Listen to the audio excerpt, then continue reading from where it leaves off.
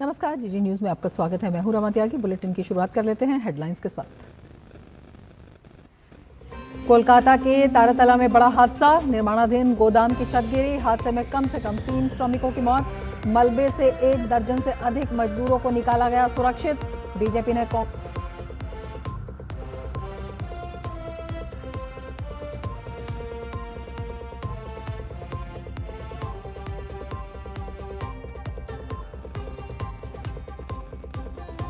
ने कांग्रेस अध्यक्ष मल्लिकार्जुन खड़गे और उनके बेटे पर लगाया भ्रष्टाचार का आरोप। कहा, सिद्धार्थ विहार ट्रस्ट के जरिए की जमीन की लूट। ट्रस्ट बनाकर करीब 100 करोड़ कीमत की भूमि कब्जाई।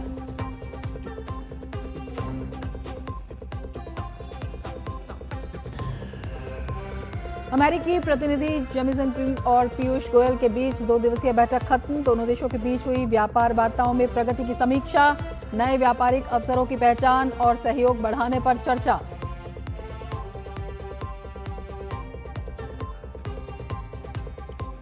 विदेश मंत्री एस जयशंकर की दक्षिण कोरिया के विदेश मंत्री से द्विपक्षीय मुलाकात, संबंधों को नई ऊंचाई देने पर जोर। दोनों देशों की अर्थव्यवस्था के बीच बेहतर समन्वय के जरिए द्विपक्षीय सहयोग बढ़ाने पर जोर। राष्ट्रपति ली जे म्योंग से भी की मुलाकात।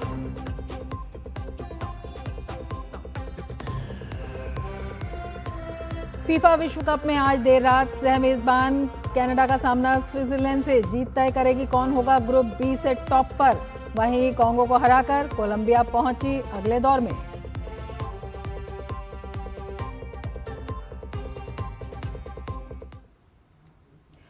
और अब विस्तार से समाचार। पश्चिम बंगाल के तारातला में बड़ा हादसा हुआ है, जहां ब्रेस ब्रिज के पास लोहे की बीम से बन रहे एक गोदाम की छत गिरने से 3 श्रमिकों की मौत हो गई। हादसे के बाद शेड के नीचे करीब 40 मजदूरों के फंसे होने की आशंका है। अब तक 13 मजदूरों को मलबे से बाहर निकाला जा चुका है, जबकि 9 घायलों को SSKM अस्पताल के ट्रॉमा केयर सेंटर में भर्ती कराया गया है।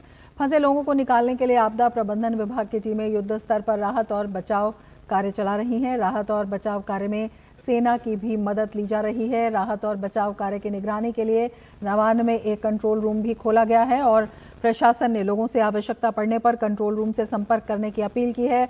कंट्रोल रूम की ओर से हेल्पलाइन नंबर भी जारी किया गया है। किसी भी सहायता या जानकारी के लिए 1070 8697 981 070 033 21 43526 और 03322535185 ये नंबर हैं, इन पर संपर्क किया जा सकता है। तो प्रशासन ने नवान्न में कंट्रोल रूम स्थापित कर दिया गया है। हेल्पलाइन नंबर भी जारी किए गए हैं। आपकी स्क्रीन पर ये नंबर दिखाई दे रहे हैं। इन नंबर्स पर कांटेक्ट किया जा सकता है। ब्रेस ब्रिज के पास ये हादसा हुआ है। अब तक हादसे में 3 मजदूरों की मौत हो चुकी है। राहत और बचाव कार्य लगातार तेज किया जा रहा है। सेना भी वहां पर पहुंच चुकी है और इसके साथ ही एक सेंटर, कमांड सेंटर भी स्थापित किया गया है नवान्न में। और तमाम जो भी संपर्क सुविधाएं हैं राज्य प्रशासन पूरी तरह से उपलब्ध करा रहा है और साथ ही संयुक्त जांच टीमें हैं जो राहत और बचाव कार्य वहां पर चला रही हैं। कई मजदूरों का रेस्क्यू किया जा चुका है। 18 घायलों को अस्पताल में भर्ती किया जा सका है। पश्चिम बंगाल के तारातला में ये बड़ा हादसा हुआ है। ब्रेस ब्रिज के पास लोहे की बीम से बन रहे एक गोदाम की छत गिर गई, जिसमें 3 श्रमिकों की मौत की दुखद खबर है। हादसे के बाद शेड के नीचे करीब 40 मजदूरों के भी फंसे होने की आशंका जो है वो बताई जा रही है। अब तक 13 मजदूरों को मलबे से बाहर निकाला जा चुका है। मौके पर राहत और बचाव कार्य लगातार जारी है। तमाम एजेंसीज वहां पर लगी हुई हैं। संयुक्त अभियान राहत और बचाव कार्य का वहां पर लगातार जारी है। 9 घायल हैं जिन्हें SSKM अस्पताल के ट्रॉमा केयर सेंटर में भर्ती कराया जा चुका है। साथ ही युद्ध स्तर पर आपदा प्रबंधन विभाग की टीमें राहत और बचाव कार्य चला रहे हैं और इसमें सेना की मदद भी ली जा रही है। नवान्न में एक कंट्रोल रूम भी खोला गया है। प्रशासन ने अपील की है लोगों से आवश्यकता पड़ने पर कंट्रोल रूम से संपर्क किया जा सकता है और इसके साथ ही जो हेल्पलाइन नंबर हैं वो भी जारी किए गए हैं। इन नंबर्स पर आप संपर्क कर सकते हैं प्रशासन की तरफ से।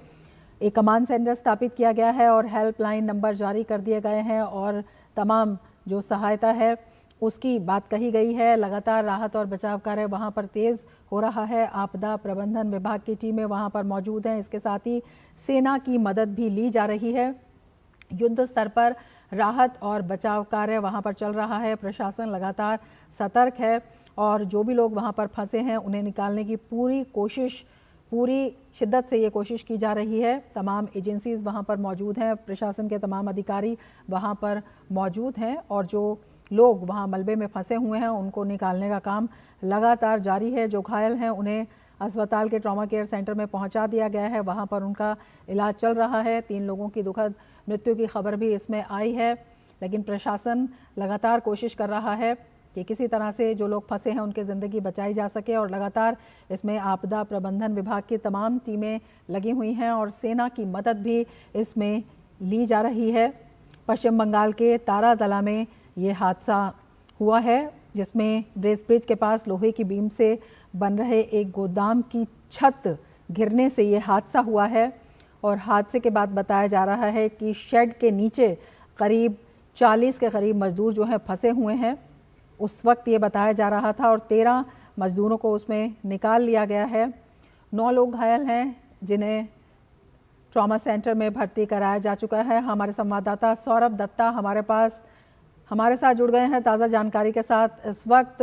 सौरभ, क्या कुछ जानकारी वहां से देना चाहेंगे? सबसे पहले तो ये बताइए कि राहत और बचाव कार्य में कितनी तेजी आई है, किस तरह से जो लोग वहां पर फंसे हुए थे उन्हें निकाला जा रहा है, क्या कुछ जानकारी है, कितने लोग निकाले जा चुके हैं, कितनों की आशंका है कि अभी भी वहां पर फंसे हुए हैं? देखिए 40 से भी ज्यादा सही अनुमान तो लगाया नहीं जा सकता है, क्योंकि जो रेस्क्यू ऑपरेशंस में जुट थे लोकल जो लोग थे और साथ ही साथ जो पुलिस के भी, सेना के भी जो लोग हैं या फिर पुलिस आधिकारिक भीतर भी जो है, केएमसी के जो लोग हैं, नेशनल एनडीआरएफ के जो काम कर रहे हैं भीतर, उनका कहना है कि पूरी तरह से ऐसा वो जो भीतर में जो शेड बन रहा था, जो एक टी इंडस्ट्री का एक काम था, टी के वहां पर चाय पत्तियों का काम होता था, इसलिए उसका टी शेड वहां पर बनाया जा रहा था। तो वो जो जिस तरह से गिरा है उसके नीचे बहुत सारे लोग दबे हुए हैं, जहां जहां से आवाज आ रही है, यानी इंसान की आवाज सुन पा रहे हैं, वहां पर गैस कटर लेके उस जगह की गैस कटर से कटाई करके एक एक आदमी को बाहर निकाला जा रहा है। और अभी तक 18 ऐसे लोगों की वहां से रेस्क्यू संभव हुई है, जिसमें से 3 ब्रॉड डेड एसएसकेएम, जो स्टेट के जो पीजी हॉस्पिटल है, एसएसकेएम हॉस्पिटल इस बंगाल की सेंटर ऑफ एक्सीलेंस माना जाता है, बंगाल की एम्स माना जाता है एसएसकेएम को। तो उस एसएसकेएम में सारे लोगों को भर्ती किया गया है। उसमें से 3 लोगों को ब्रॉड डेड स्थिति में वहां पर गए थे और 15 लोग की अभी भी ट्रीटमेंट चल रहे हैं। और उसमें जो कहा जा रहा है कि बहुत की सिचुएशन अभी भी स्टेबल है, ऐसा कहा नहीं जा सकता है, आगे चल के देखना पड़ेगा कि हालात कैसे होते हैं। लेकिन अभी भी अगर 18 रेस्क्यू हुए हैं, तो यहाँ पे जो लोग रेस्क्यू कार्य में यहाँ पे जुट थे, उनका कहना है कि अभी भी 22 से 25 से ज्यादा लोग भीतर है। एनडीआरएफ के लोग यहाँ के लाइट की व्यवस्था कर रहे हैं, जो सेना के जवान भी यहाँ पर आए, सेना भी ये इसी रेस्क्यू में रिकवरी प्रोसेस में जो है, रेस्क्यू प्रोसेस जो चल रहा है भीतर, उसमें वो लोग पूरी तरह से जुट चुके हैं। जो सामान है, जो शेड को हटाने की जो सामान है, वो सामान काट के, क्योंकि जो स्थिति है भीतर, क्रेन से पूरी तरह से अगर शेड को काटा जाए या फिर लोहे की जो बीम है उसको अगर हटाया जाए, तो उससे भी जो लोगों की बचने की उम्मीद थी उनको भी और भी क्षति पहुंच सकती है। कुछ लोग ऐसे डिस्क्रिप्शन दे रहे थे कि ऐसे भी बहुत सारे लोग हैं जो कह रहे हैं कि उनका पांव पूरी तरह से कट गया है या फिर उनका हाथ कट गया है। कहने को भी एक बहुत दिक्कत हो रही है, क्योंकि स्थिति ऐसी है भीतर की कि बहुत डराने वाली स्थिति है। जो छवि भीतर की है काफी बहुत डराने वाली छवि है। वो कह रहे हैं कि एक बादमी ऐसा भी है जिसका हाथ काट गया है, वो देख रहा है उसका हाथ काट गया है, लेकिन फिर भी वो कह रहा है कि मुझे कैसे भी हो हाथ के जो अंश बाकी है उसको भी काट कर मुझे निकालो, मुझे बचाओ। इस तरह की स्थिति है। ऐसा 2-3 बंदों की गुहार यहाँ पर सुनी गई है। जो यहाँ पर लोकल्स के लोग थे वो कह रहे हैं कि किसी का पाँव फंसा है, किसी का हाथ फंसा है, किसी का बॉडी फंसा है, तो उनमें से उनसे काट कर उनको निकाला गया है। आप यहाँ पर थोड़ा मैं यहाँ की स्थिति दिखाऊंगा कि ये देखिए कितने बड़े बड़े क्रेन, कितने बड़े बड़े क्रेन यहाँ पे लाए गए हैं। एम्बुलेंस है, एसडीआरएफ की है, और लगातार जैसे ही एक या दो बंदे हो या 3 बंदे हो जिनको भी रिकवर करना पॉसिबल हो रहा है, उनको साथ ही साथ एम्बुलेंस से लेकर निकाला जा रहा है, तुरंत निकाला जा रहा है। और यहाँ पे एक तरीके से स्टेट पुलिस, सेंट्रल पुलिस, यहाँ तक के सेना जवान, एनडीआरएफ सब एकजुट होकर यहाँ पर ये रिकवरी प्रोसेस में जुट गए हैं। सीएम शुभेंदु अधिकारी वो भी आए थे, उन्होंने आकर कहा है कि रिकवरी प्रोसेस जितनी जल्दी हो सके उनको किया जा रहा है। एसएसके में सबकी व्यवस्था किया गया है। और ये जो आप देख रहे हैं जगह, यही वो जगह है जिस जगह पर ये हादसा हुआ। ये टी प्लांटेशन है। यहाँ पे टी प्लांटेशन के बाद चाय की पत्तियों की जो काम होता है वो यहाँ पर करने के लिए काम चल रहा था। किसी शंभू बेहरा को इस जगह की लीज दिया था। कोलकाता पोर्ट ट्रस्ट की जमीन थी और जमीन के भीतर से ये लीज उनको दिया गया था। और इसी के चलते ये काम बहुत दिनों से चल रहा था। हम एक स्ट्रक्चरल इंजीनियर, उनसे भी यहाँ पे बात किए कि क्या स्थिति है, क्या सिचुएशन है। तो उन्होंने कहा कि उनका भी कहना है कि डिजाइन जो है, जिस तरह से ये बन रहा था, प्लानिंग जो प्लान था वो सही नहीं था। उनका प्रिलिमिनरी यही रिएक्शंस है कि वो प्लान सही नहीं था और जिसके जरिए ये हादसा हुआ है। जो लोकल है उनका भी कहना है कि यहाँ पर जिस तरह से ममता बनर्जी के शासन काल में गैर तरीकों से चीजें बनती थी, ये भी उसी का एक नमूना है, एक एग्जाम्पल है। जहां पर गैर तरीके से ये शेड बन रहा था, जो ढलाई जो हो रहा था, जो कंस्ट्रक्शन का काम चल रहा था, दूसरी मंजिल की कंस्ट्रक्शन ठीक तरीके से हुआ नहीं, उसके ऊपर तीसरी मंजिल की जो कंस्ट्रक्शन है उसका बिल्डिंग शुरू हो गया था।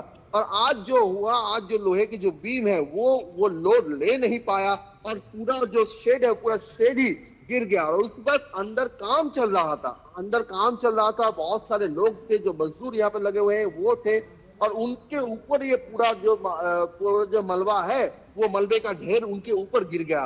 और इसी के चलते अभी भी स्थिति ऐसी है कि मलबा की ढेर इस तरह से यहाँ पर गिरा है कि यहाँ पर जो काम कर रहे थे उनको पहचानना मुश्किल हो जा रहा है। ये भी शनाख्त करना मुश्किल हो रहा है कि ठीक कौन सी जगह पे कौन फंसा हुआ है। इसीलिए बार बार जो सेना के जो लोग जवान है, एनडीआरएफ है, पुलिस है, केएमसी है, वो सब एक जगह का मुआयना करके वहां से देख रहे हैं कि कहीं कोई इंसान फंसा तो नहीं, कहीं कोई मजदूर फंसा तो नहीं।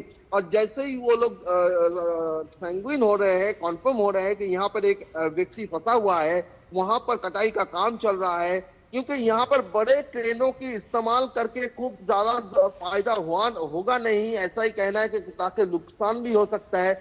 क्योंकि शेड जिस तरह से लोहे की बड़ी बड़ी बीम है, बड़ी बड़ी इमारतें हैं, ये चीजों को अगर क्रेन से हटाया जाएगा तो क्रेन से हटाने के बाद ऐसा हो सकता है कि किसी क्रेन को, जहां क्रेन के जरिए जो लोहे की जो बीम है उसको हटाया जा रहा है और उसी के चलते उसको हटाने के वक्त किसी को चोट लग गया, क्योंकि पता ही नहीं था वहां पर मलबे के ढेर में कोई मजदूर फंसा हुआ है। तो इसीलिए एक जगह को चुनकर, एक जगह को मुआयना कर ये निश्चित होकर कि वहां पर कोई व्यक्ति फंसा हुआ है, फिर वहां पर रेस्क्यू का काम चल रहा है। और पुलिस, ये जो जगह है, ये जो पीछे की जो शेड है, इस शेड की पीछे की जो जगह है, वहीं पर ये हादसा हुआ है।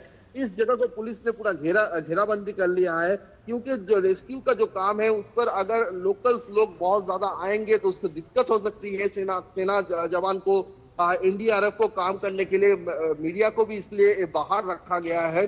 लेकिन एकजुट होकर पूरी प्रशासन, सेंट्रल की जो फोर्स है, स्टेट की जो फोर्स है, दोनों मिलकर कंधे से कंधे मिलाकर ये रेस्क्यू ऑपरेशन को आगे लेके जा रहे हैं। और यहाँ पे जो भी व्यक्ति यहाँ से निकल रहे हैं उनको तुरंत एसएसके में ट्रीटमेंट की व्यवस्था किया जा रहा है। तो अभी के लिए और एक बार बता दूं कि 3 लोगों की तो मौत हो चुकी है, ये पुष्टि हो चुका है, 3 लोगों का मौत हो चुका, ब्रॉड डेड उनको अस्पताल में लाया गया था, और बाकी 15 लोगों को रेस्क्यू करके भी अस्पताल में लिया गया है, कंट्रोल रूम खोला गया है। लेकिन अभी भी कितने सारे लोग हैं वो अभी तक निश्चित नहीं है। सीएम यहाँ आए थे, सीएम ने कहा है, सीएम शुभेंदु अधिकारी ने कहा है कि वो कुछ देर बाद नवान्न से स्टेट सेक्रेटरी से एक प्रेस कॉन्फ्रेंस करेंगे तो शायद आगे चलकर और भी कुछ बातें और वहां से निकल कर आए। रमा जी। बिल्कुल सौरभ, काफ़ी चैलेंजिंग ये पूरा ऑपरेशन दिखाई दे रहा है, काफ़ी स्थिति जो है वहाँ पर चैलेंजिंग दिखाई दे रही है। और अभी तो दिन है, जैसे जैसे शाम होती है, अंधेरा गहराता है, तो ये दिक्कत और भी बढ़ जाएगी। किस तरह से तमाम कदम जो हैं एहतियात के साथ उठाए जा रहे हैं और किस तरह की जो प्लानिंग है राज्य प्रशासन कर रहा है कि जिससे जल्दी से जल्दी जो तमाम लोग हैं, जो फंसे हुए लोग हैं, उनका पता लगाया जाए, क्योंकि बेहद आप बता रहे हैं कि सावधानी से जो है उन्हें निकाला जा रहा है। बिल्कुल। और अभी भी ये अभी शाम का 5 बजे बाद 5 बज चुका है या 5:15 बज चुका है। तो 5:15 के बाद और लाइट जो है, दिन के जो लाइट है, ये और 40 से 45 मिनट ज्यादातर रहेंगे, क्योंकि आज आकाश पर क्लाउड्स भी है। तो 6 बजे से पहले ही शाम ढल जाएगा। तो इसी के लिए उसको भी ध्यान में रखा गया है। मैं वो भी आपको एक बार दिखाने की कोशिश करूंगा कि आप देख सकते हैं कि यहाँ पर रमा जी आपको दिखाई दे रहा है, यहाँ पर लाइट्स जल रहे हैं, जो लोग हैं, जो यहाँ पर अरेंजमेंट्स वो हो रहे हैं। यहाँ पर जो फ्लड लाइट है, जो लाइट्स जो है, बड़े बड़े मेटल के लाइट्स जो है, वो लगाने की बंदोबस्त किए जा रहे हैं। इलेक्ट्रिशियन को बुलाया गया है और वो भी यहाँ पर वो काम कर रहे हैं कि इस प्रीमाइसेस के जो रेस्क्यू प्रोसेस जो है वो रात को भी चलेगा। तो जाहिर सी बात है यहाँ पर लाइट्स की जो है वो व्यवस्था किया गया है। मैं और एक बार इसका ये जो जगह है, इस जगह की जरा छवि आपको दिखा दूं। आप देख सकते हैं कि यहाँ पर बहुत सारे लोगों की भीड़ अभी तक है, पुलिस की भीड़ है। लेकिन ये जो जगह है, ये जगह की ये गेट है, ये मेन गेट है। इसके भीतर वो काम चल रहा था। ये मेन गेट है और इसके भीतर वो काम चल रहा था। आप देख सकते हैं कि आगे भी जितना भी हो सके मैं दिखाने की कोशिश करूंगा कि आगे जो लोग हैं, एनडीआरएफ के जो लोग हैं, वो वहां पर भीतर है। कितना आ रहा है मुझे पता नहीं, फिर भी मैं दिखने की कोशिश कर रहा हूं कि यहाँ पर एनडीआरएफ की जो लोग जो है वो सब यहाँ पर भीतर है। टेंट किया गया है, बड़े बड़े क्रेन तो यहाँ पर है, काम के लिए थे। लेकिन अभी जो रिकवरी प्रोसेस चल रहा है, रेस्क्यू प्रोसेस चल रहा है, वो रेस्क्यू प्रोसेस, रेस्क्यू जो प्रोसेस है, वो प्रोसेस मैं जैसे कह रहा था कि जो सामान होते हैं, वो जो कटर के लिए, पर गैस कटर के लिए, गैस कटर के साथ साथ कोदाल, लोहे की जो इंस्ट्रूमेंट्स होते हैं, बेलचा कहते हैं यहाँ पे, बेलचा, कोदाल, बिल्कुल वर्टिकल ड्रिलिंग मशीन्स होती हैं, बिल्कुल। और ये वो जगह है, ये वो स्थिति है। लेकिन आगे चल के देखना चाहिए, जैसे मेरे पीछे भी लाइट्स जल रहे हैं, ये ऐसी व्यवस्था भीतर भी किए गए हैं जहाँ पर रेस्क्यू प्रोसेस है। बिल्कुल, प्रशासन तमाम कदम उठा रहा है जिससे जो लोग फंसे हुए हैं सुरक्षित उन्हें निकाला जा सके। बिल्कुल सौरभ, आप नजर बनाए रखिए, आगे भी जानकारी लेते रहेंगे। फिलहाल शुक्रिया पूरी जानकारी के लिए। कोलकाता में पूर्व टीएमसी विधायक अतीन घोष, उनकी बेटी और दामाद पर जमीन और बंगला हड़पने के आरोप में मामला दर्ज किया गया है। ये मामला पूर्वी कोलकाता के लगभग 4 करोड़ रुपए मूल्य के 3 मंजिला बंगले और उससे जुड़ी जमीन से संबंधित है। शिकायतकर्ता कमलिनी पॉल का आरोप है कि ये संपत्ति उनसे जबरन और बाजार मूल्य से कम कीमत पर ली गई। उनका कहना है कि उन्हें धमकाकर दस्तावेजों पर हस्ताक्षर करवाए गए और बाद में संपत्ति उनके हाथ से निकल गई। शिकायत में यह भी दावा किया गया है कि बिना उनकी सहमति के 50 लाख रुपए उनके खाते में जमा कर दिए गए, जिसे बाद में लौटाने पर उनका बैंक खाता ब्लॉक कर दिया गया। पुलिस ने जमीन हड़पने, धोखाधड़ी और धमकी जैसे आरोपों में एफआईआर दर्ज की है और जांच विधाननगर नॉर्थ थाना को सौंपी गई है। पुलिस ने बताया कि पूर्व विधायक और उनकी बेटी तथा दामाद पर पूर्वी कोलकाता में करीब 4 करोड़ रुपए कीमत के 3 मंजिला बंगले और उससे सटी जमीन पर करीब 9 साल तक अवैध रूप से कब्जा रखने का आरोप है। अतीन घोष और उनकी बेटी ने सभी आरोपों को झूठा बताते हुए मानहानि का मुकदमा करने की बात कही है और जांच में सहयोग की भी बात कही है।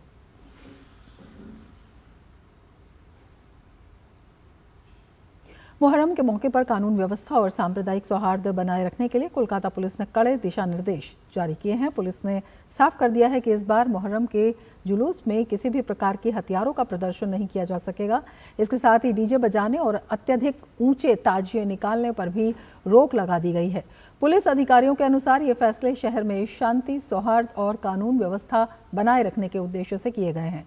पुलिस मुख्यालय ने साफ किया है कि मुहर्रम के दौरान किसी भी नए जुलूस को अनुमति नहीं दी जाएगी। केवल वही जुलूस निकल सकेंगे जो कई साल से परंपरागत रूप से आयोजित होते आ रहे हैं। पुलिस ने संवेदनशील या भड़काऊ संदेशों से भी बचने की सलाह दी है और अधिकारियों को ऐसे मामलों पर विशेष नजर रखने का निर्देश दिया है। अधिकारियों का कहना है कि ताजिए ज़रूरत से ज़्यादा ऊंचे नहीं होने चाहिए ताकि बिजली के तारों, केबल और अन्य ढांचों को नुकसान ना पहुंचे और लोगों की सुरक्षा सुनिश्चित की जा सके।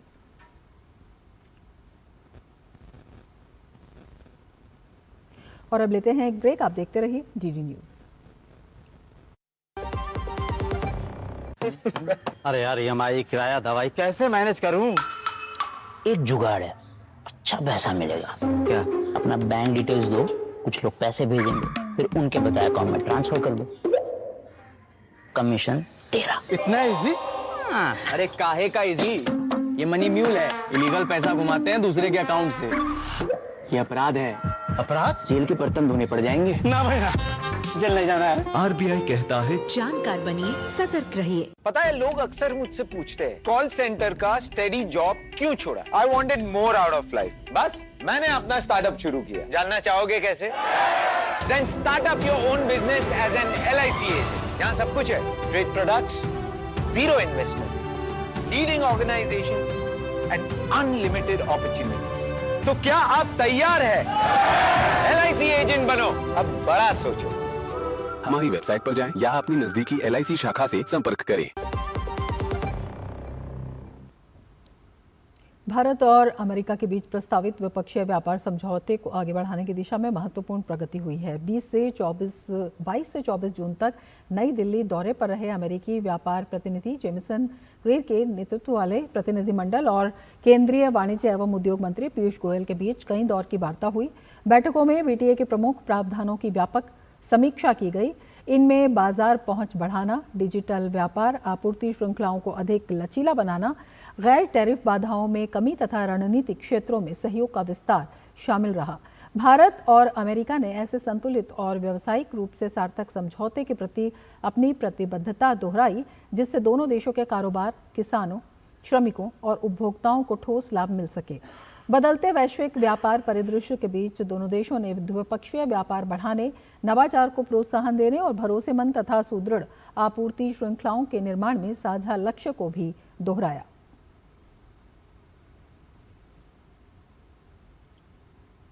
बैठक के बाद केंद्रीय वाणिज्य एवं उद्योग मंत्री पीयूष गोयल ने कहा कि अमेरिकी व्यापार प्रतिनिधि जेमिसन ग्रीर और उनके प्रतिनिधिमंडल के साथ बैठकों की श्रृंखला संपन्न हो गई है। उन्होंने कहा दोनों पक्षों ने भारत अमेरिका के बीच जारी व्यापार वार्ताओं में हुई प्रगति की समीक्षा और आर्थिक साझेदारी को और गहरा करने के लिए नए अवसरों पर चर्चा की।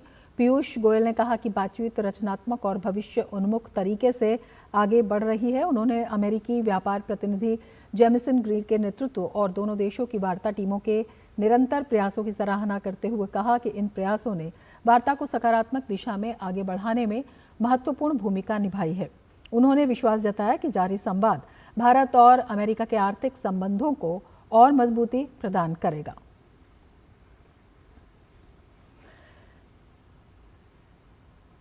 और हमारे संवाददाता अखिलेश सुमन इस वक्त हमारे साथ जुड़े हुए हैं। अखिलेश, इस बातचीत से किस तरह से जो द्विपक्षीय व्यापार संबंध है और मजबूत होते हुए दिखाई देते हैं और इसके साथ ही रणनीतिक रूप से भी ये वार्ता कितनी अहम है? देखिए, दो बातें हैं। एक बात तो यह है कि अमेरिका और भारत दोनों को जो है चाहिए कि एक दूसरे के साथ व्यापारिक संबंध बढ़ाएं, क्योंकि भारत दुनिया का सबसे बड़ा खुला बाजार है, एक प्रेडिक्टेबिलिटी है यहाँ के मार्केट में, और अमेरिका को ऐसा बाजार चाहिए, ऐसे उपभोक्ता चाहिए, ऐसे ग्राहक चाहिए। दूसरी एक महत्वपूर्ण बात यह है कि भारत और अमेरिका दोनों ही लोकतंत्र हैं और लोकतांत्रिक देश होने की वजह से यहाँ नियम और कानून का शासन है। तो वजह से भी अमेरिका चाहता है कि भारत के साथ एक पुख्ता व्यापारिक समझौता हो। तो जहाँ तक व्यक्ति वियापारिक समझौते की बात है तो दोनों तरफ से कहा गया। भारत के जो कॉमर्स मिनिस्टर हैं उन्होंने भी कहा, वित्त मंत्री जो है निर्मला सीतारमण उन्होंने भी कहा, और अमेरिका की तरफ से जो USTR आए हैं रिप्रेजेंटेटिव उन्होंने कहा, उस साथ साथ जो अमेरिका के राजदूत है भारत में उन्होंने भी कहा कि दोनों के जो बीच में जो ट्रेड है वो एक विन विन सिचुएशन है। मतलब दोनों को इस मसले पर बहुत ही संवेदनशीलता के साथ आगे बढ़ रहे हैं, और जो रखा गया है लक्ष्य कि जुलाई 24 तक दोनों देशों के बीच कम से कम एक अंतरिम ट्रेड डील कर लिया जाए, और जिसमें कि अमेरिका की तरफ से दो बातें कही गई है। एक तो है कि उन्होंने यह कहा है कि रफली $500 बिलियन का व्यापार 5 साल के अंदर भारत और अमेरिका के बीच में होना चाहिए, और खास करके अमेरिका से भारत को आयात करना चाहिए, मतलब $100 बिलियन भारत को आयात करना है। यह एक रफ फिगर है, अभी इस पर कोई बात फाइनल नहीं हुई है। इंटरिम ट्रेड एग्रीमेंट में जब होगी फाइनल, उस समय बात होगी। दूसरी तरफ जो है एग्रीकल्चर प्रोडक्ट है, इंडस्ट्रियल प्रोडक्ट है, टेक्नोलॉजी है, ये सब बातें हैं जो अमेरिका चाहता है कि भारत खरीदे।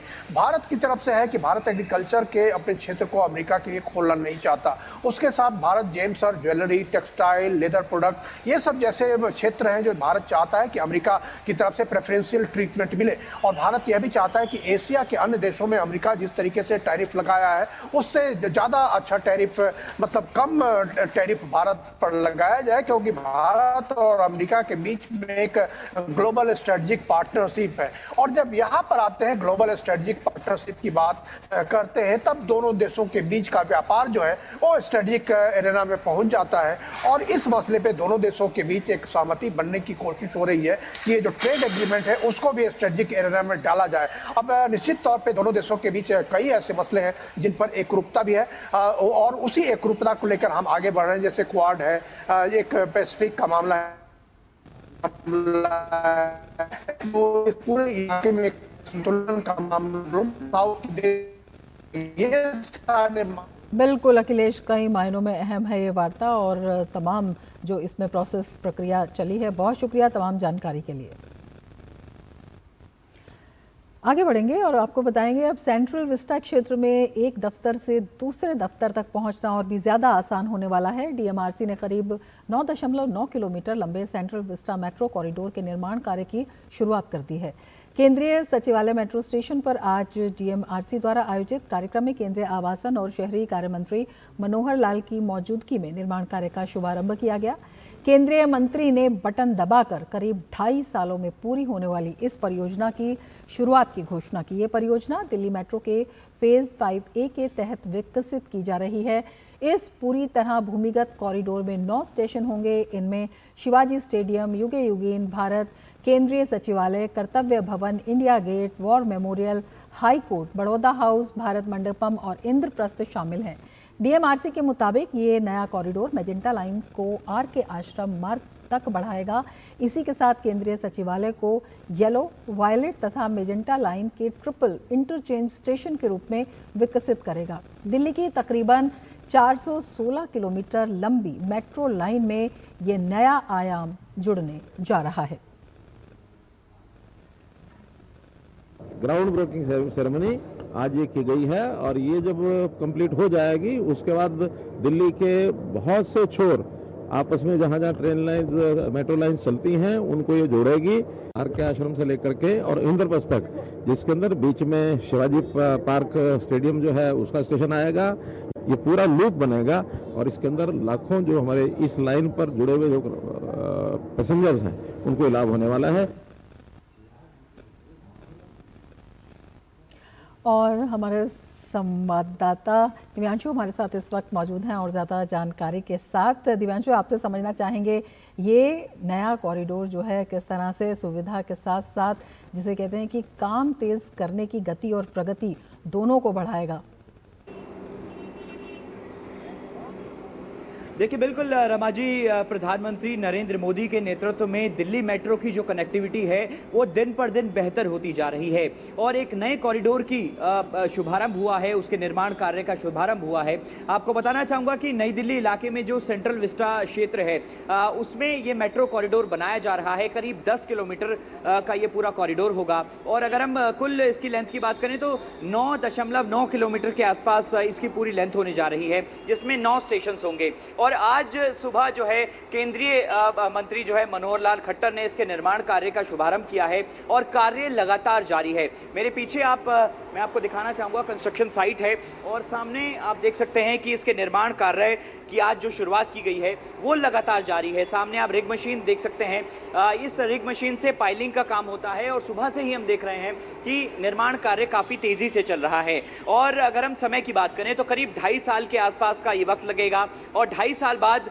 ये मेट्रो की जो है वो शुरुआत हो जाएगी। और इसमें जो 9 स्टेशन होने जा रहे हैं उसमें आपको बताना चाहूँगा कि शिवाजी स्टेडियम होगा, युगे युगीन भारत होगा, केंद्रीय सचिवालय होगा, कर्तव्य Bhavan, India Gate, War memorial और इसके अलावा बड़ौदा हाउस, भारत मंडपम और इंद्रप्रस्थ, ये 9 स्टेशन होने जा रहे हैं और कहीं ना कहीं 2.5 साल बाद इसकी शुरुआत हो जाएगी। और इसका सीधा फायदा होगा जो सेंट्रल विस्टा क्षेत्र में तमाम जितने ऑफिसेज हैं उसमें जो कर्मचारी हैं जो काम करते हैं उनको एक जगह से दूसरी जगह पर जब जाना होता है तो उनको कहीं ना कहीं कैब लेनी पड़ती है या फिर डीटीसी बस के जरिए उनको जाना पड़ता है या फिर ऑटो के जरिए जाना पड़ता है। और कई बार हम देखते हैं कि जब पीक आवर्स होते हैं या वो सुबह का टाइम हो या फिर शाम के टाइम हो तो काफ़ी जाम लग जाता है। लेकिन जब ये मेट्रो की शुरुआत हो जाएगी तो उससे सेंट्रल विस्टा में तमाम जितने ऑफिस में काम करने वाले कर्मचारी हैं उनको काफ़ी फायदा होने जा रहा है। जी बिल्कुल। दिव्यांशु, आपसे ये भी समझना चाहेंगे, सेंट्रल विस्टा की हम बात करते हैं तो ये अपने आप में ही एक बहुत बड़ा विजन है विकसित भारत की ओर, किस तरह से आगे बढ़ा जाए, किस तरह से काम में तीव्रता और प्रतिबद्धता लाई जाए, उसकी एक मिसाल है अपने आप में ये जो नया कॉरिडोर है। जिस तरह से आप बता रहे हैं कि तमाम जो सरकारी ऑफिस हैं, अगर सेंट्रल दिल्ली की बात करते हैं, वो सारे मेट्रो के इस कॉरिडोर से जुड़ जाएंगे, तो अपने आप में इस प्रतिबद्धता को और कितना मजबूत करता हुआ ये दिखाई देता है।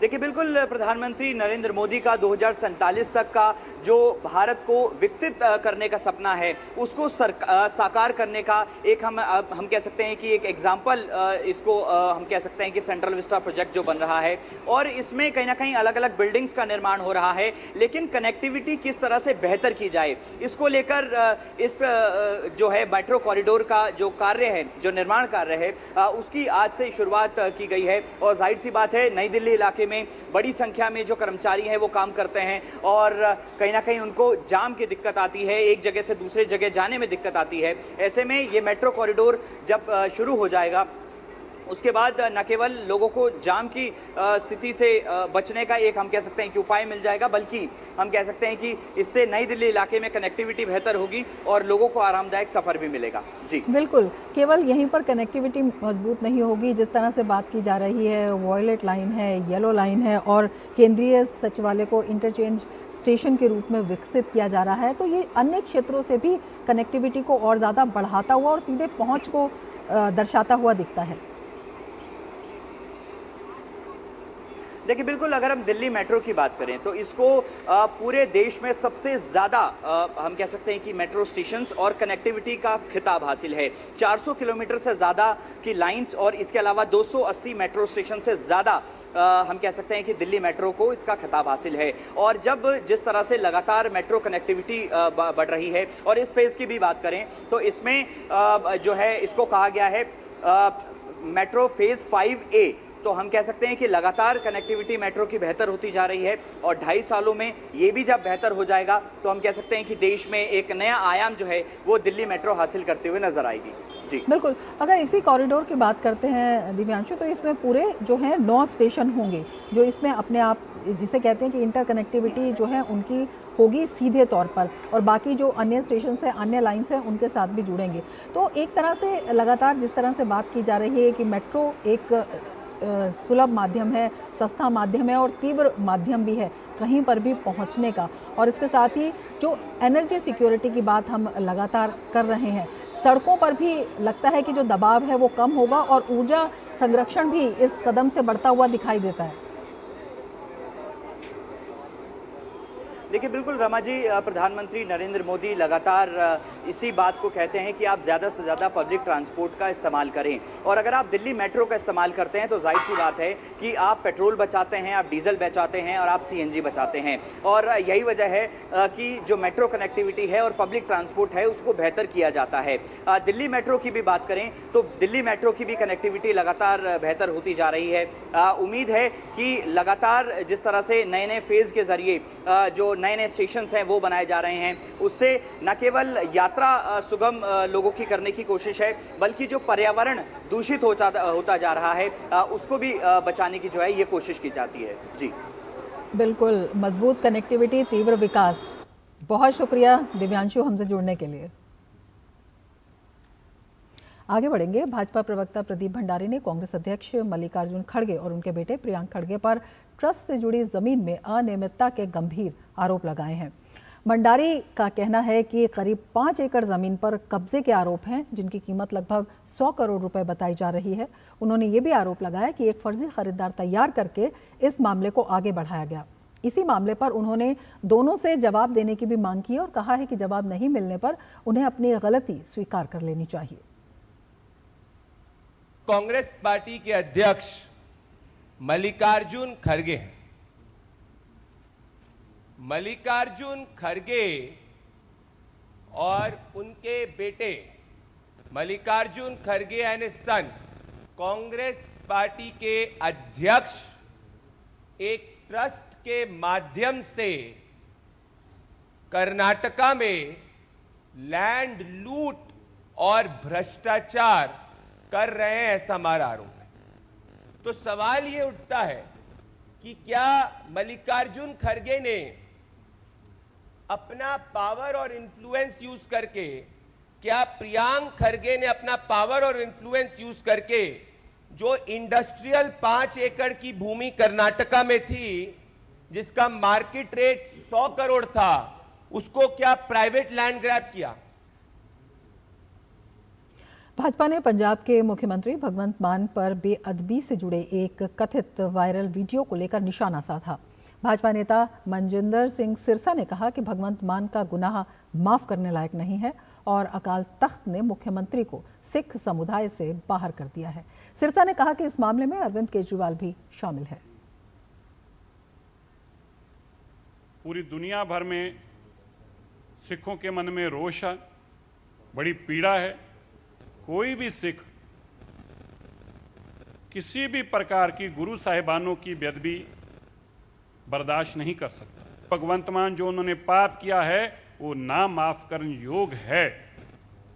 इसके पश्चात अकाल तख्त साहिब ने 15 जून 2026 को भगवंत मान को गुरु दोखी और खालसा पंथ का विरोधी बताते हुए सिख कौम से निष्कासित कर दिया और सारी दुनिया भर के सिखों को आदेश दिया कि अकाल तख्त के आदेश अनुसार इससे कोई सिख नाता नहीं रखेगा। वहीं पंजाब के मुख्यमंत्री भगवंत मान ने एक बार फिर अपने सोशल मीडिया पर वायरल हो रहे कथित वीडियो को पूरी तरह से फर्जी करार दिया है। मुख्यमंत्री ने कड़े शब्दों में इसे अपने राजनीतिक विरोधियों की एक सोची समझी साजिश बताया है। मुख्यमंत्री मान ने आरोप लगाया है कि उन्हें सीधे तौर पर निशाना न बना पाने के कारण अब उन्हें धार्मिक भावनाओं के जरिए बदनाम करने की कोशिश की जा रही है। उन्होंने स्पष्ट किया कि ये वीडियो पूरी तरह से एडिटेड और फेक है, जिसे केवल उन्हें फंसाने के इरादे से बनाया गया है। भगवंत मान ने कहा कि वे इस तरह की साजिशों से डरने वाले नहीं हैं और राज्य के विकास के लिए अपना काम पूरी निष्ठा से जारी रखेंगे। एक बड़ी घटिया राजनीति के हथकंडे तहत मेरिया फर्जी वीडियो जड़ियां ने रिलीज की जा रही। जदों किसी होर पासे इन्हां दा बस नहीं चलता तो फिर ये धर्म वाले पासों मैनू बदनाम करने की कोशिश कर रहे हैं। FIR का डर दे के, टॉर्चर करके या डरावा दे के ये कहने की कोशिश कर रहे हैं कि ये कह दो कि असीं इन्ने पैसे ले सी, अज तक रिपोर्ट फर्जी बना दी। लखनऊ में अलीगंज अग्निकांड के बाद मुख्यमंत्री योगी आदित्यनाथ के निर्देश के अनुसार लखनऊ प्रशासन की अलग अलग कोचिंग संस्थानों में छापेमारी की प्रक्रिया जारी है। इसी सिलसिले में प्रशासन ने एलिन कोचिंग ग्रेविटी संस्थानों पर छापेमारी की। देखिए हमारे संवाददाता विकास सिंह की यह खास रिपोर्ट। राजधानी लखनऊ के अलीगंज कोचिंग में हुए अग्निकांड के बाद अब यहाँ का प्रशासन सख्त हुआ है और अभी कुछ ही समय पहले ये हजरतगंज में स्थित एलिन कोचिंग पर उसने छापेमारी की कार्रवाई की है। चूंकि यहाँ पर अभी बच्चों की क्लासें चल रही थी, यहाँ पर सिक्योरिटी के तमाम सारे नाम्स को चेक किया है यहाँ पर, और इसके बाद यहाँ पर कहा गया है कि शाम को 4 बजे तक सारे दस्तावेज यहाँ पर दिए जाएं, नहीं तो यहाँ पर सीज करने के लिए निर्देश दिए गए हैं। यहाँ से प्रशासन की टीम अब आगे बढ़ गई है और अन्य जगहों पर, अन्य कोचिंग संस्थानों में चेकिंग कर रही है। यहाँ पर आज यहाँ पर शाम 4 बजे इसको सील करने की कार्रवाई की जाएगी। कैमरामैन रोहित के साथ विकास सिंह, डीडी न्यूज, लखनऊ। लखनऊ अलीगंज अग्निकांड के बाद कानपुर विकास प्राधिकरण केडीए ने सख्त कार्रवाई करते हुए बड़ा अभियान चलाया है। कानपुर में छापेमारी के दौरान मानकों के विपरीत संचालित 30 से अधिक कोचिंग सेंटर बिल्डिंगों को सील कर दिया गया है। कानपुर के काकादेव क्षेत्र में बड़े पैमाने पर कोचिंग सेंटर संचालित हो रहे हैं, जहां कई संस्थान आवासीय भवनों का व्यावसायिक उपयोग कर रहे थे। साथ ही अग्नि सुरक्षा और अन्य जरूरी मानकों की अनदेखी भी की जा रही थी। केडीए ने विशेष टीमें गठित कर जांच अभियान शुरू किया है।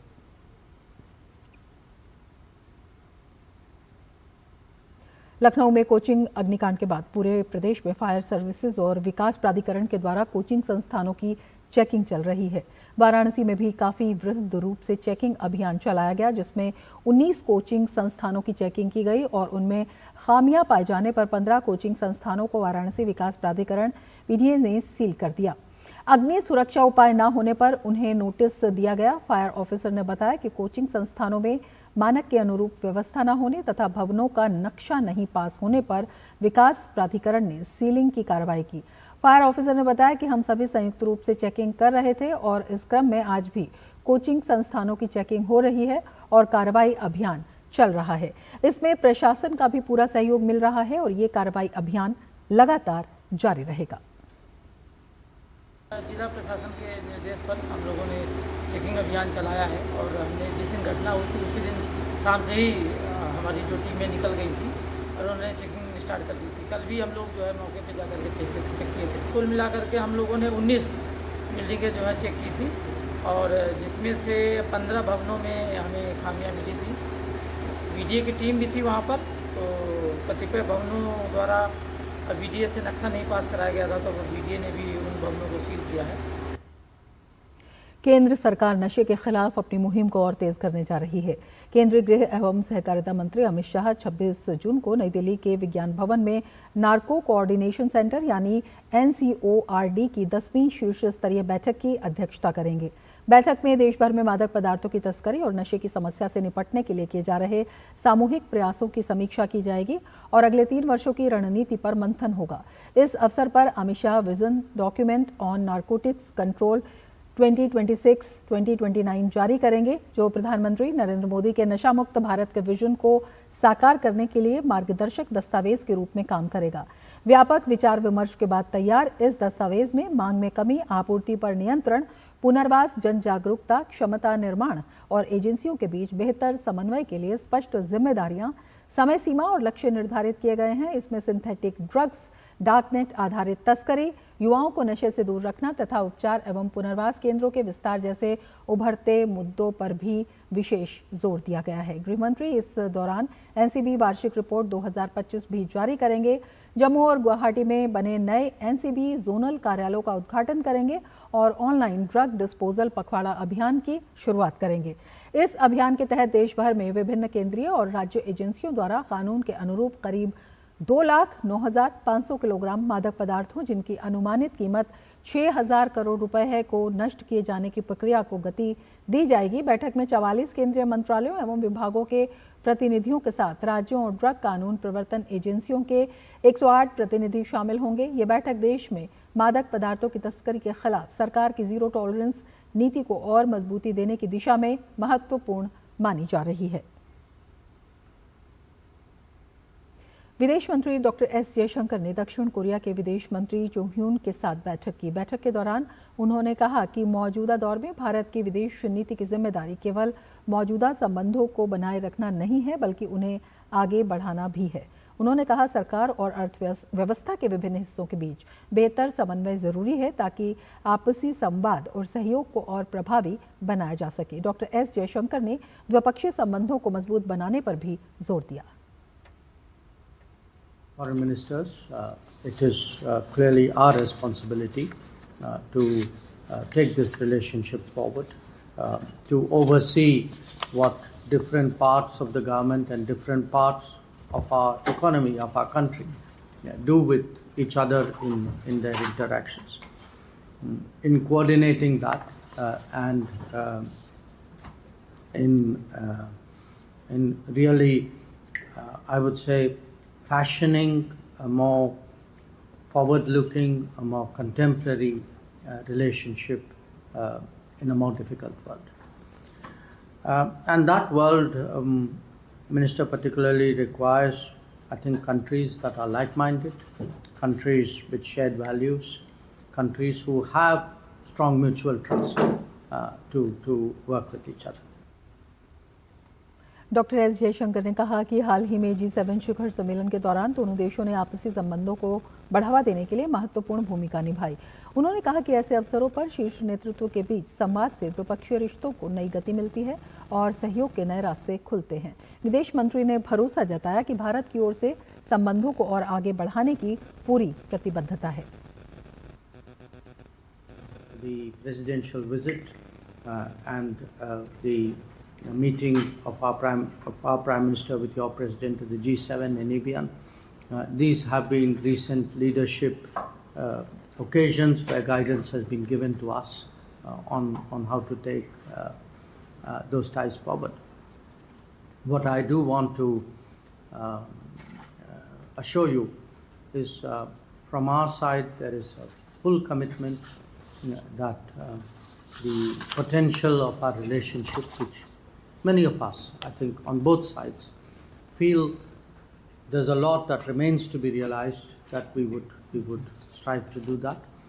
And I do want to also take the occasion to recognize your personal commitment to the relationship. Doctor S Jaishankar ने दक्षिण कोरिया के राष्ट्रपति ली जे-म्योंग से मुलाकात की। दोनों नेताओं के बीच राजनीति, जहाज निर्माण, व्यापार, निवेश, रक्षा, टेक्नोलॉजी, साफ ऊर्जा, संस्कृति और लोगों के बीच आपसी संपर्क जैसे क्षेत्रों में सहयोग पर चर्चा की गई।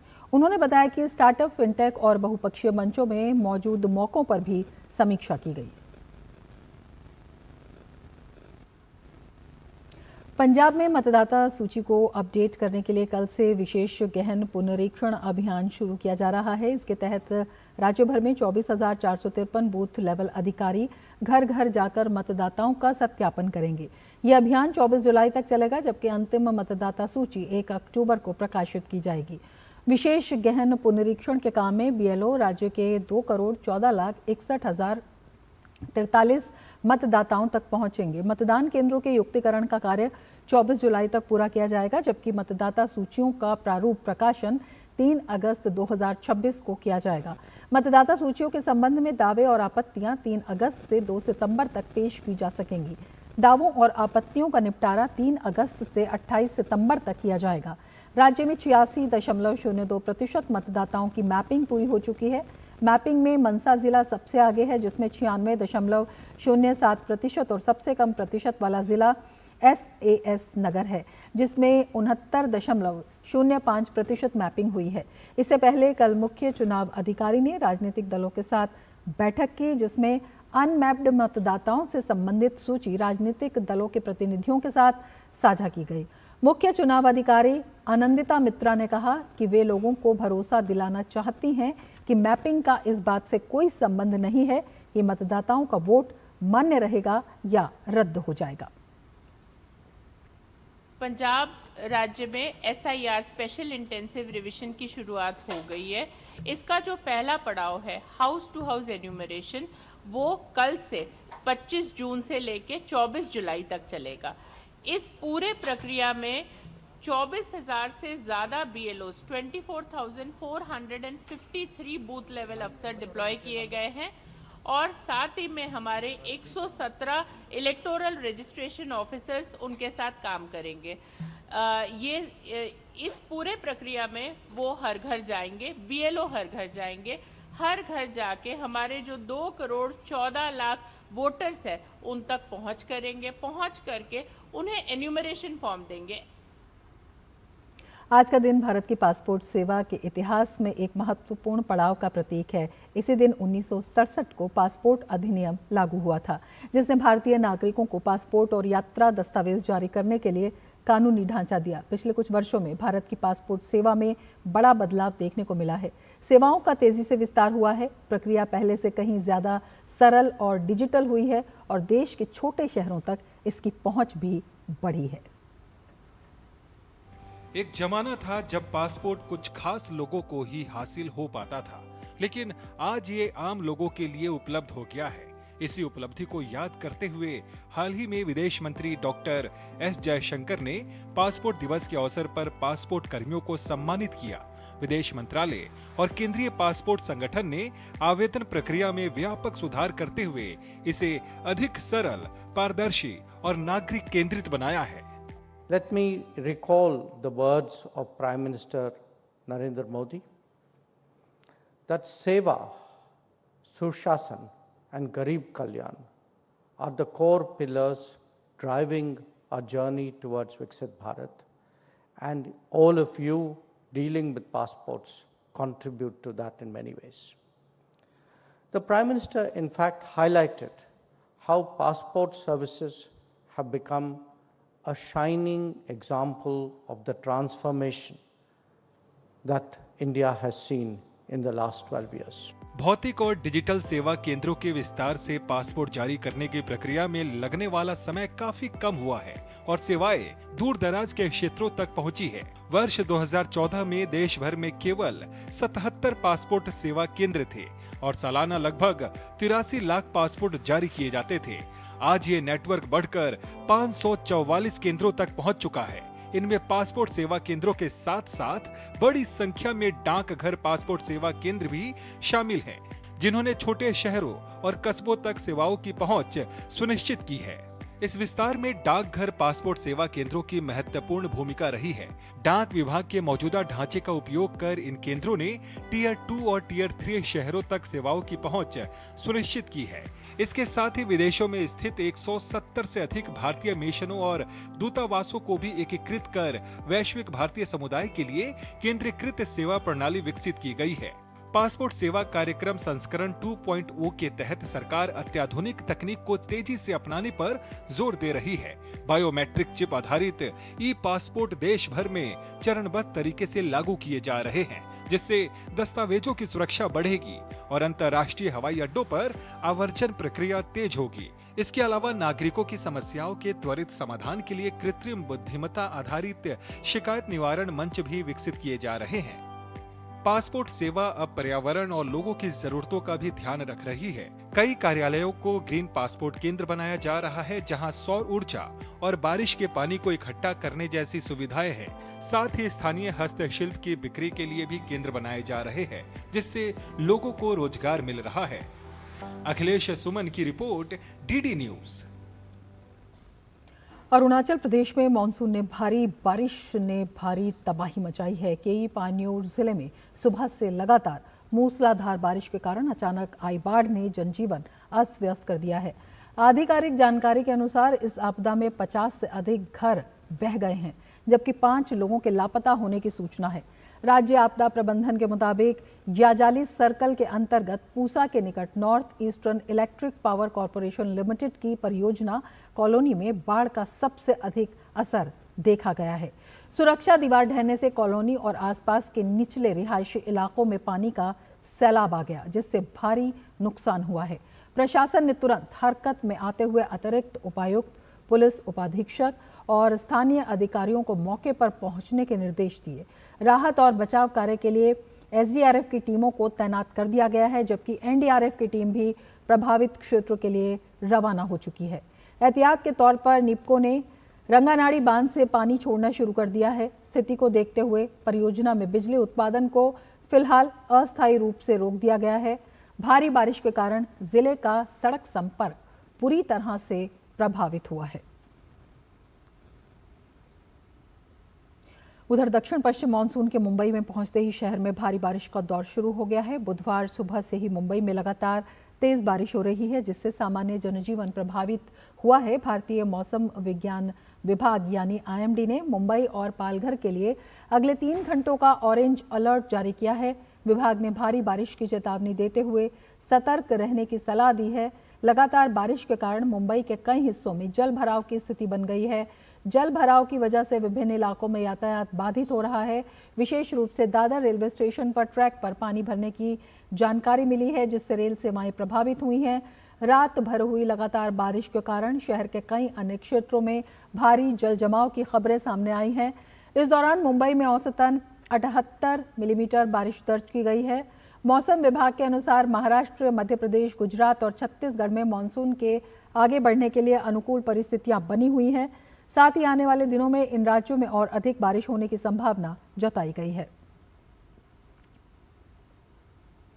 यूरोप इस समय भीषण हीट वेव की चपेट में है। फ्रांस के आधे से अधिक हिस्से में रेड हीट अलर्ट जारी किया गया है। मंगलवार को फ्रांस में जून का सबसे गर्म दिन दर्ज किया गया। वहीं हीट वेव अब पश्चिमी और पूर्वी यूरोप के अन्य देशों में भी तेजी से फैल रही है। मौसम विभाग ने Netherlands, Belgium, Germany, Poland, Croatia और हंगरी में भीषण गर्मी को लेकर चेतावनी जारी की है। फ्रांस, इटली, ब्रिटेन और नीदरलैंड समेत कई देशों में रिकॉर्ड तापमान दर्ज किया गया है। फीफा विश्व कप में आज देर रात सह मेजबान कनाडा का सामना स्विट्जरलैंड से होगा। ये मैच दोनों टीमों के लिए काफ़ी अहम है, क्योंकि इस मैच में जो भी टीम जीत हासिल करेगी वो ग्रुप बी से शीर्ष पर रहेगी। कनाडा की टीम पहली बार विश्व कप में हिस्सा ले रही है। टीम ने अपने पिछले मुकाबले में कतर को 6-0 से शिकस्त देकर विश्व कप इतिहास की अपनी पहली जीत हासिल की थी। वहीं स्विट्जरलैंड की बात करें तो इस टीम ने कतर के खिलाफ मुकाबला 1-1 से ड्रॉ खेला था, जबकि बोस्निया के खिलाफ टीम ने 4-1 की जीत दर्ज की थी।